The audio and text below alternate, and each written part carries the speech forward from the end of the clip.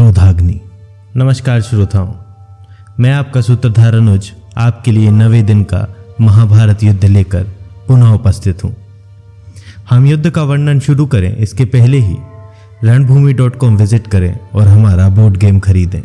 इसके अतिरिक्त पौराणिक चर्चाएं सुनने के लिए हमारे YouTube चैनल मैं सूत्रधार को सब्सक्राइब करें। 9वें दिन के युद्ध के पूर्व दुर्योधन, कर्ण, शकुनी और दुशासन ने अपनी आपसी सलाह करके भीष्म से पांडवों का वध करने अथवा कर्ण को युद्ध के लिए आज्ञा देने की बात रखी। प्रातःकाल होते ही भीष्म ने कौरव सेना को सर्वतोभद्र व्यूह में संगठित किया। इसके उत्तर में पांडवों ने समुद्र की तरह विशाल महाव्यूह बनाया।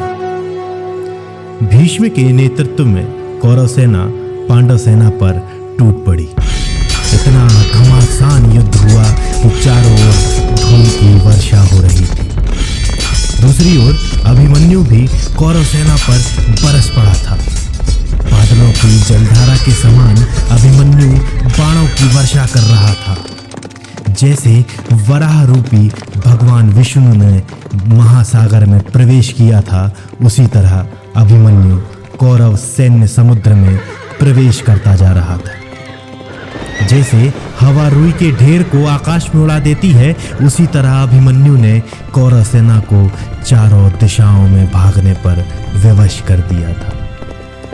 अभिमन्यु को देखकर ऐसा लग रहा था मानो दूसरा अर्जुन युद्ध करने आ गया हो। अपनी सेना की इस दुर्दशा को देखकर दुर्योधन ने राक्षस अलम्बुश से प्रतिघात करने को कहा। अलम्बुश तीव्र गर्जना करते हुए अभिमन्यु की ओर बढ़ा और उसके चारों ओर खड़ी सेना को भगाने लगा। यह देखकर द्रौपदी के 5 पुत्रों ने अलम्बुश से लोहा लेने की ठानी। उन्होंने अलम्बुश को बुरी तरह से घायल कर दिया और प्रतिविंध्य ने अलम्बुश को बेध दिया। कुछ देर की मूर्छा के बाद अलम्बुश क्रोध से जल उठा और उसने द्रौपदी के 5 पुत्रों के घोड़ों और सारथियों को मार दिया। अपने योद्धाओं के रथविहीन हो जाने की स्थिति में अभिमन्यु ने बीच में आकर अलम्बुश का मार्ग रोका। जहां एक ओर अलम्बुश मायावी था, तो वहीं अभिमन्यु को दिव्यास्त्रों का ज्ञान था। इस कारण दोनों ही योद्धा एक दूसरे को बुरी तरह घायल करने लगे। अचानक ही अलम्बुश ने अंधकारमयी तामसी महामाया प्रकट की, जिससे चारों ओर अंधकार छा गया। इसके उत्तर में अभिमन्यु ने भास्करास्त्र प्रकट किया तो पुनः जगत प्रकाशमय हो गया। अपनी माया नष्ट होते ही भयवश अलम्बुश रथ छोड़कर वहां से भाग गया, जिसके बाद अभिमन्यु ने पुनः कौरव सेना का मर्दन शुरू कर दिया, जिसे भीष्म ने आकर रोका। अपने पुत्र को भीष्म से युद्ध करता देखकर अर्जुन तुरंत वहां पहुंचा और स्वयं भीष्म से युद्ध आरंभ कर दिया। यह देखकर धृतराष्ट्र के पुत्र अश्वत्थामा और कृपाचार्य जैसे अन्य योद्धा तुरंत अर्जुन को घेर कर खड़े हो गए।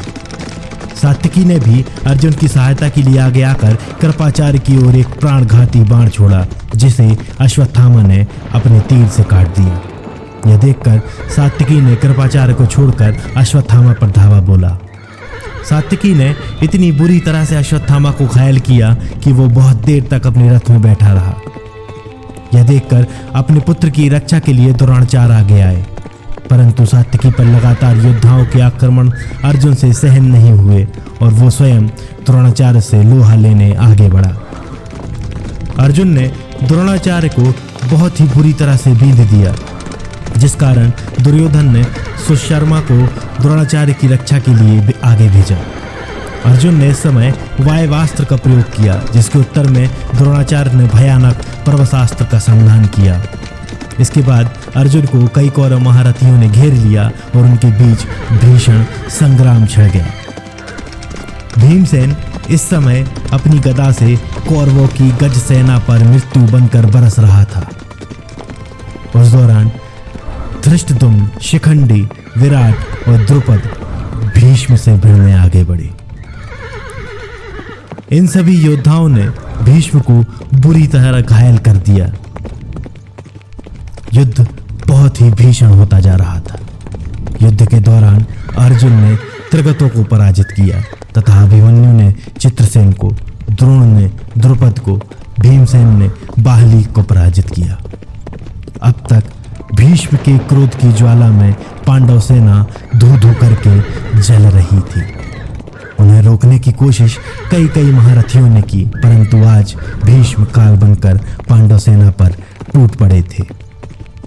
चेदी, काशी, करुष देश के 14,000 महारथियों को भीष्म ने यमलोक का मार्ग दिखा दिया था। इस समय अर्जुन के अतिरिक्त भीष्म का सामना करने का सामर्थ्य और किसी में नहीं था।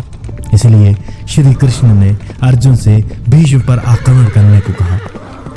अर्जुन ने भीष्म पर हमला तो किया, परंतु पूरे मन से युद्ध न करने के कारण श्री कृष्ण क्रोध से जल उठे और हाथ में चाबुक लिए हुए ही रथ छोड़कर भीष्म की ओर दौड़ पड़े। भीष्म ने अपने धनुष की प्रत्यंचा खींच ली, परंतु वे श्री कृष्ण के प्रहार की प्रतीक्षा करने लगे।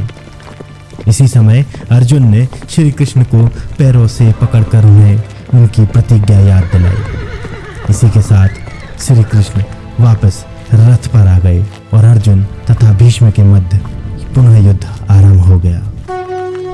देखते ही देखते सूर्यदेव अस्ताचल की ओर चले गए, जिससे युद्ध विराम हो गया। अगले बुधवार रणभूमि के 10वें दिन के युद्ध के साथ आपसे पुनः भेंट होगी।